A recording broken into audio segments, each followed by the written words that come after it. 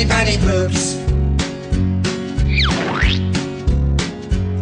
Some days it's easy, other days it's hard. But if your system's working, thank your lucky stars. Nobody talks about it, not a word is said. But if you're not pooping, then it means you're probably dead.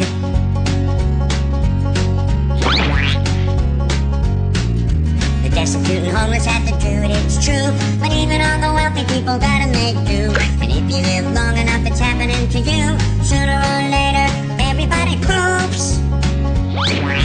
Everybody poops. Everybody poops. Български пасош да ти била. Како? Жена му на таче, бе, българка обаче, не чувте вие тоа? А таче? А ти, бе, таче? Каков, бе, имаш? Бугарски или косовски? За градоначалничката на Скопје исто извади дека е со бугарски пасош до душа. Таа као нешто ќе тужеше за клевета, ама ништо си поќуте од како ја избра за градоначалник.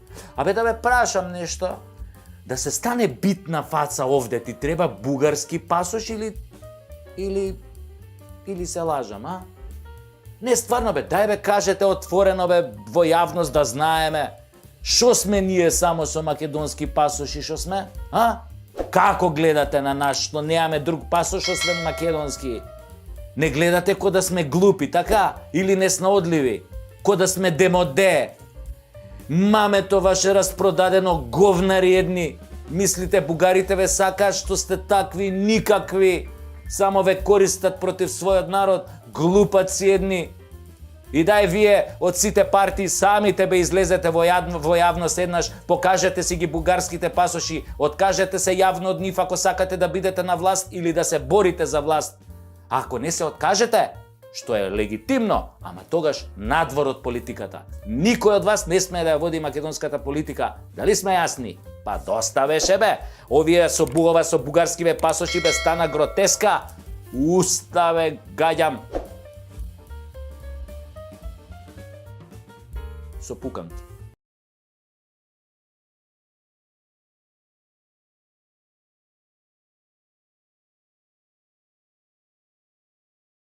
Знаете на јапонски што значи Скопје?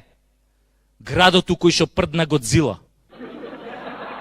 Овие се од општина град Скопје решиле да го пријават на конкурс за најзелен град у Европа. Ако мислат за град со најзелени граѓани у Европа, па имаме шанси за титула. Абе у Скопје луѓе пушат за да си ги исплакнат градите од темпи честички и од смог. Абе децава у Скопје не искашлуваат шлаем, туку горгонзола сирење.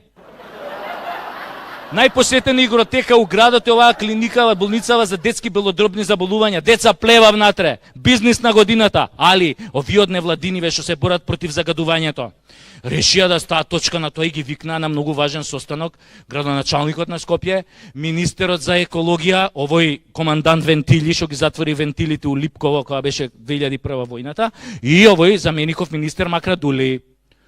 И дојде дојде на состаноков Шилегов, цело време си играше Candy Crush на мобилниот, на кур не ги стави. Овој командант Вентилито уопште не дојде, а овој замеников министер, он заспа. И на овие им било непријатно да го будат, пошто знаете како е кога си у опозиција 12 години и чекаш функција, тоа е многу заморниш, ако ќе добиеш функција редно е малце да одмориш. Али, како и да е, на крајот на состанок се донесоа 3 важни заклучоци за заштита и превенција на нашето здравје. Првиот заклучок, да се воведе подитно дишење пар-непар. Денес дишеш, утре не дишиш, заутре пак дишиш. Втор заклучок, да се дише исклучиво кој има ветар, ако не дува ветар, нема дишење. И третиот заклучок, кој што е најважен за превенција на нашето здравје, е да се иселите сите у Германија. Така е, луѓе, кога имаме политичари кои што се микс од мува и комарец. Јадат гомна, тија цицаат крвта. Арно, ама, у Македонија, у Северна Македонија, не е најпознат инсект муват и комарецот, туку пајакот. И тоа не е оној обичниот пајак, туку оној што крева коли. А главниот јунак во приказнава е Газда Беќо од Дуи. Например, он е легенда. голем дипломат, само што не вози со дипломатски таблици, он уствари уопште не вози со таблици. Многу ебе мераклија да паркира на сред раскрсница и да сиде да си пие чај. А нашите полицајци кон него се однесуваат како голман на пенал. А ако го видат газда Беќо лево, он идат десно.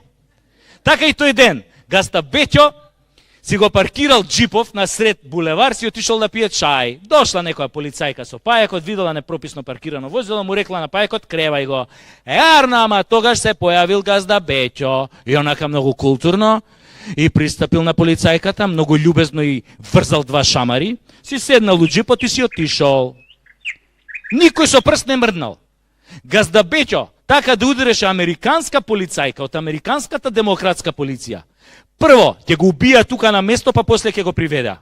Така се прави тоа тамо, демократски. Али нашава полиција е многу фина, љубезна. Она излегува со соопштенија за јавноста.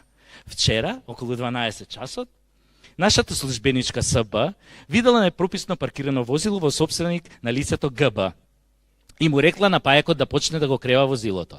Меѓутоа во тој момент се појавил собственикот на возилото ГБ, кој многу љубезно ја замолил полицајката да не му го крева возилото.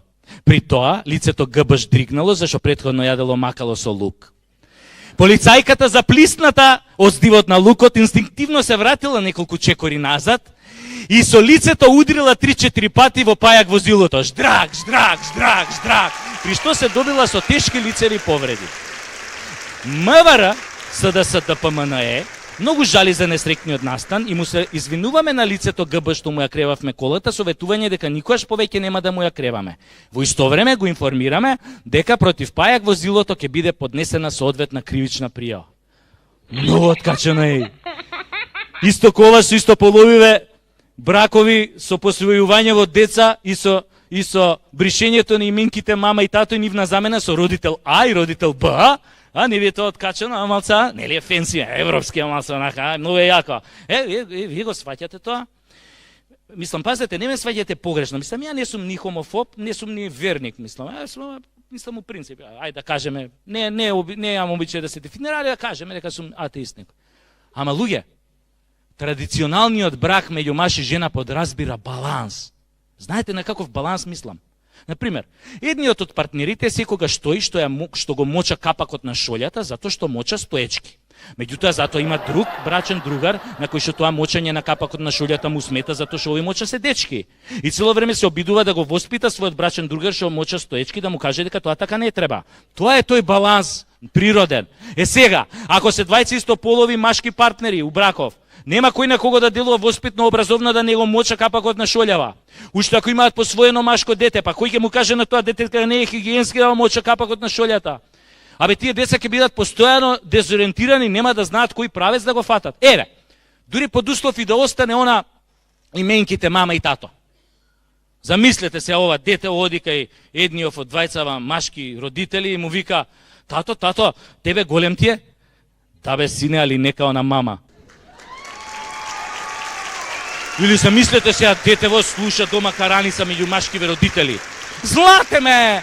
Па пак си ми ги земал розевките танга, па тие се мои, твоите се овие виолетови со мечиња, па немој да си таков. Сакам одма да ми ги вратиш, одма.